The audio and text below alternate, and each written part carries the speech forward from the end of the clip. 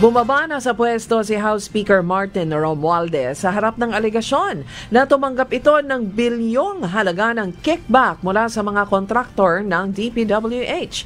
Bago yan, nagtungo siya sa Malacanang at kinausap ni Pangulong Marcos kung saan pinagsabihan siyang bumaba sa pwesto upang maisalba ang Marcos administration.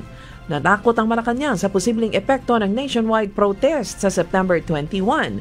Pumalit sa kanya si Representative Faustino Boje D. III na kaalyado ni Marcos pero may mga kaso din ng katiwalian noong 2020 dahil sa anomalya sa road project sa Isabela. Kilalang politiko sa dulong bahagi ng Luzon, si D ay hindi pa natatalo sa alinmang halalan sa kanyang lalawigan at distrito. Pinapauwi ni House Majority Leader Ferdinand Alexander Marcos si Bicol Party List Representative Elizalde Co para sagutin ang mga ibinabantong issue sa kanya.